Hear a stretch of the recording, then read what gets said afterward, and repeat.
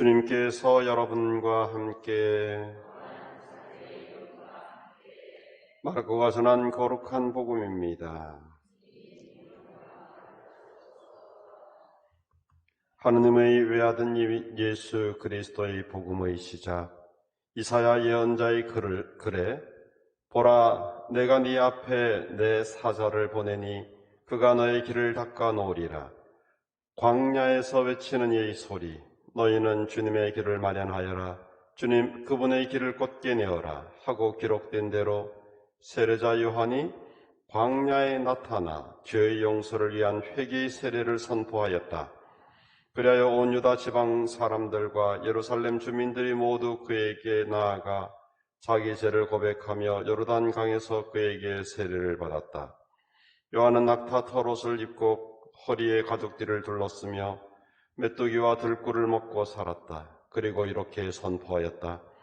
나보다 더 큰 능력을 지니신 분이 내 뒤에 오신다. 나는 몸을 굽혀 그분의 신발끈을 풀어드릴 자격조차 없다. 나는 너희에게 물로 세례를 주었지만 그분께서는 너희에게 성령으로 세례를 주실 것이다. 주님의 말씀입니다.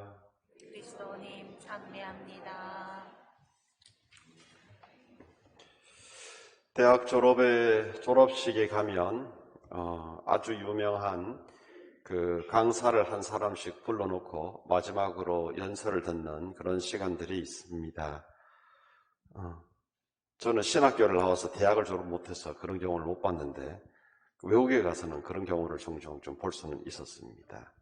그 가운데 덴젤 워싱턴이라고 하는 사람이 한 연설입니다. 저는 대학에서 퇴학을 당했습니다. 학점이 1.7이었죠. 여러분은 그러면 안 됩니다. 그때 저는 어머니가 운영하는 미용실에 앉아 있었지요. 그리고 거울을 보고 있었습니다. 그런데 내 뒤에 한 여자가 머리를 말리고 있더군요. 그리고 그녀는 고개를 들 때마다 저를 힐끗힐끗 보더군요. 눈을 보면서 저는 그녀를 처음 보았어요. 그녀는 펜을 달라고 하며 예언이 떠올랐어요 하고 글을 적어 주었습니다. 그때가 1975년 3월 27일입니다. 내용은 이렇습니다. 소년이여, 넌 세계를 돌아다닐 거야. 그리고 수백만 명의 사람들에게 영향을 줄 거야. 하지만 저는 얼마 전 퇴학을 당했어요. 저는 군에 입대하려고 준비하고 있어요. 하고 얘기를 했습니다. 그리고 저는 실제로 세계를 돌아다녔습니다. 수백만 명에게 이야기를 전했습니다. 그러나 중요한 게 그게 아닙니다. 정말 중요했던 건 그녀가 한 말이 항상 제 곁에 있었다는 것입니다. 저는 보호받았고 길을 배웠고 변화했습니다. 실패하세요. 크게. 안전한 상자 밖으로 나아가는 걸 두려워하지 마세요. 정해진 틀을 벗어나는 걸 두려워하지 마세요. 큰 꿈을 이루기 위해서 크게 실패하는 걸 두려워하지 마세요. 그의 내용들은 이렇습니다. 자기가 날짜까지 정확하게 기억하는 것은 그 여자가 자기에게 적어주었던 그게 평생 동안 남았고 그녀가 나에게 얘기했던 생각들이 그렇게 평생 동안 있어서 자신을 지배했다. 그 생각들이, 그 말이 그렇게 오래 남았다라는 이야기입니다. 또 한 사람의 얘기입니다. 이 사람은 홍콩대에 졸업에 연설을 했던 마윈 알리바바라고 하는 사람의 이 연설문입니다. 알리바바 아십니까? 세상에서 여러분 쿠팡 아시죠? 쿠팡도 있고 요새 택배 많습니다. 세상에서 제일 큰 택배 물류회사가 아마존이라는 데가 있어요. 거기 주문만 하면 다 옵니다. 온라인상에서 제일 큰 데고, 거기에 맞먹는 중국의 큰 데가 알리익스프레스 전 세계로 물건을 다 배송하고 하는 그런 곳입니다. 그 알리익스프레스하고도 다른 거 하나 있는데, 사람의 생각을 뛰어넘어서 누 말대로 돈 한 푼 안 들이고 자기는 아이디어 하나 갖고 세계에 채워가는 부자가 되었던 이 알리바바가 홍콩대 졸업식 연설에서 한 이야기입니다. 저는 실패를 많이 했습니다. 참 재미있는 실패도 했습니다. 중요한 초등학교 시험에 2번이나 낙제했고 중학교 시험에도 3번이나 낙제했습니다. 대학도 삼수를 했습니다. 취업 준비를 했는데 30번 떨어졌습니다. 동네에 처음으로 KFC가 들어왔고 24명이 응시를 했는데 23명이 합격하고 1명이 떨어졌습니다. 그게 접니다. 경찰에 지원했는데 5명 중에 4명이 합격하고 1명이 떨어졌는데 제가 떨어졌습니다. 저는 거절당하는 게 일상입니다. 제가 하버드 대학을 가고 싶어서 10번을 지원했는데 모두 다 거절당했습니다. 저는 실패와 거절에 너무 익숙해 있습니다. 우린 그렇게 잘 나가지 않고 이 순간에도 많은 사람들로부터 거절을 받고 있습니다. 저도 죽을 맛이 없고 그렇게 살았습니다. 그러다가 어느 날 친구가 포레스트 검프라는 영화를 보라고 추천해 주었습니다. 보셨어요? 네, 재밌었죠. 저는 그것을 본 순간 바로 이 남자다. 내가 배워야 할 사람이 바로 이 사람이다. 나는 당신이 하는 일을 믿습니다. 나는 그 일을 사랑합니다. 다른 사람이 좋아하든 말든 나는 단순하게 포레스트 검프를 담아 살으려고 했습니다. 참 실패한 사람들의 얘기입니다. 어서요, 실패하는 사람들 있습니까? 여러분 인생에서 실패 안 해본 적 있으세요? 하다가 잘못된 적이 한 번도 없습니까? 저는 시험 쳐서 신학교까지 시험 쳐서 낙제해 본 적은 없는데 신부되고 난 다음에 여러 번 저도 좌절 아닌 좌절들을 겪었던 기억들이 있습니다. 우리는 태어나서 살면서 자신이 하고 싶었던 일 또는 하던 일에 있어서 실패도 경험하고 좌절도 경험합니다. 그런 상태가 되었을 때 우리들의 마음은 광야의 삶입니다.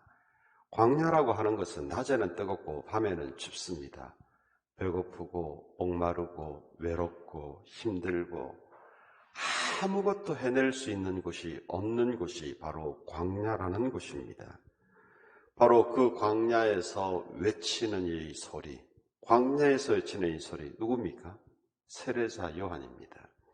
세례자 요한은 메시아가 오심을 준비하면서 많은 사람들에게 이 소리를 전했습니다.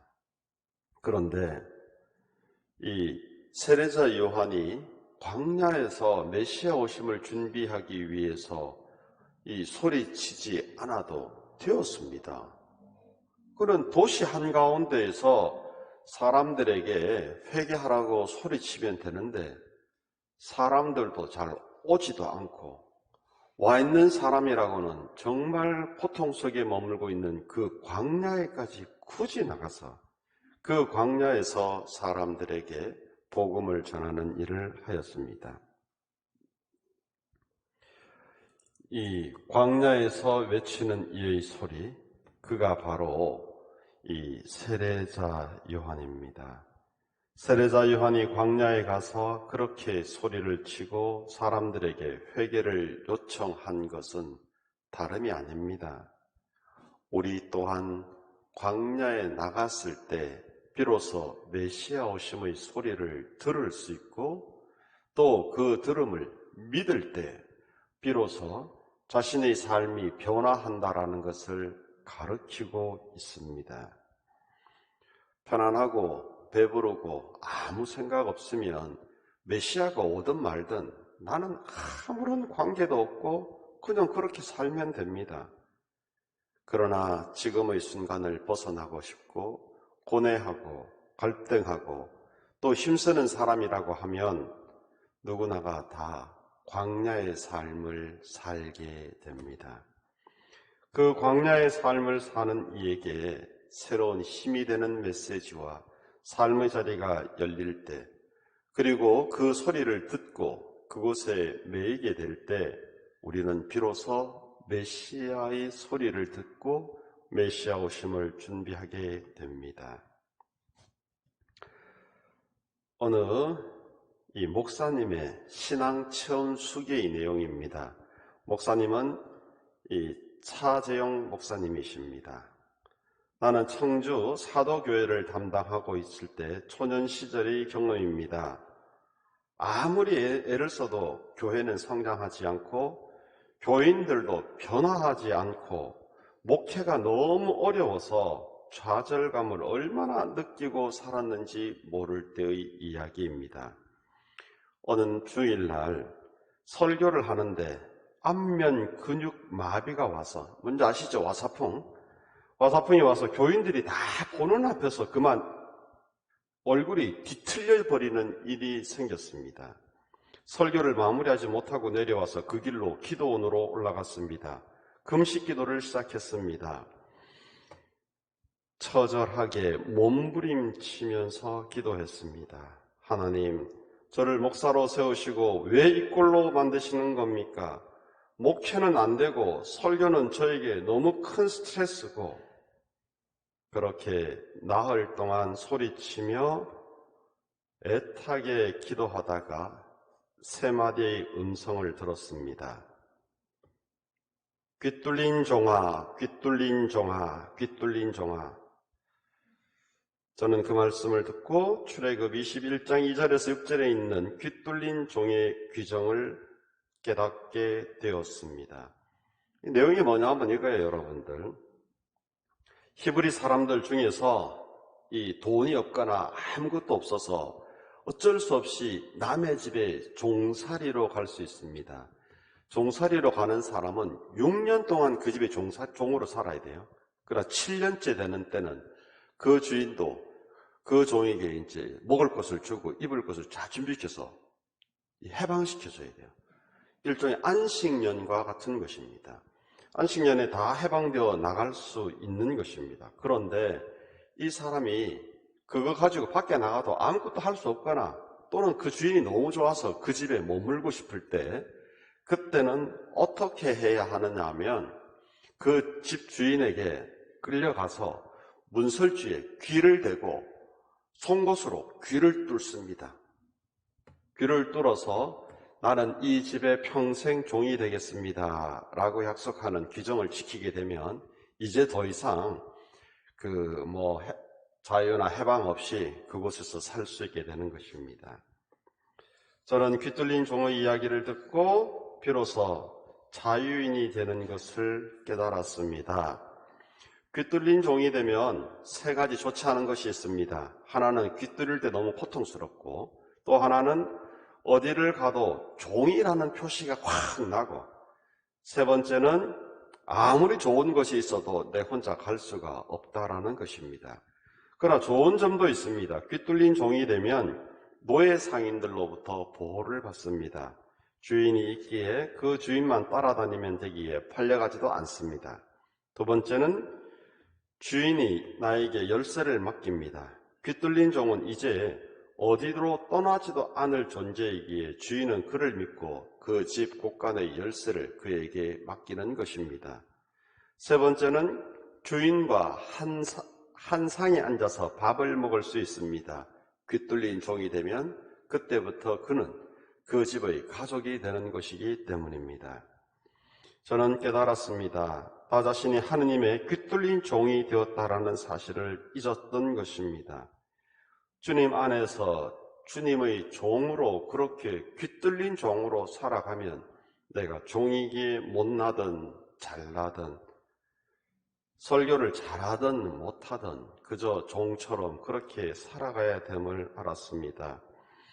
마음으로부터 받아들이고 믿음으로부터 받아들이니 눈물이 흘러내렸고 새 힘을 얻을 수 있었습니다. 그리고 마음의 목회의 스트레스, 개인적인 열등감, 그런 것들은 다 사라져서 주님께 다 맡기고 평생 목회를 잘할 수 있었습니다 하는 신앙 수계의 내용입니다. 광야에 나아가야만이 그 광야의 쓰라림과 고통을 겪을 때 비로소 우리는 주님의 목소리를 들을 수 있습니다. 예언자의 목소리를 들을 수 있고 메시아의 목소리를 들을 수 있습니다. 나 자신이 모든 것을 포기하고 나 자신이 아무것도 아님을 비로소 깨달을 때 나 자신이 하늘을 담을 수 있는 호수가 됨을 알 수 있습니다. 우리 모두 귀뚫린 종인지 아닌지, 자연으로 살아가서 내 마음대로 사고 싶은 존재인지, 아니면 귀뚫린 종이 되어서 주님 안에서 살아가야 될 존재인지 스스로에게 물어보고 결정할 일입니다. 그런데 메시아 오심을 준비하는가, 구세주 오심을 준비하는가, 주님의 귀뚫린 종으로 살겠다라고 그분의 소리를 듣겠다라고 하는 존재들입니다. 광야는 내일을 알 수 없습니다. 늘 걱정도 있고 고통도 있습니다. 아무런 해방도 기쁨도 없습니다. 그러나 그곳에서 나에게 들려오는 주님의 목소리는 나를 살게 합니다. 나를 존재하게 합니다. 그리고 나를 일어서게 합니다. 여러분 모두가 살아가는 삶의 자리는 어쩌면 광야일 것입니다. 그 광야에서 외치는 소리를 귀여겨 들으십시오. 아멘.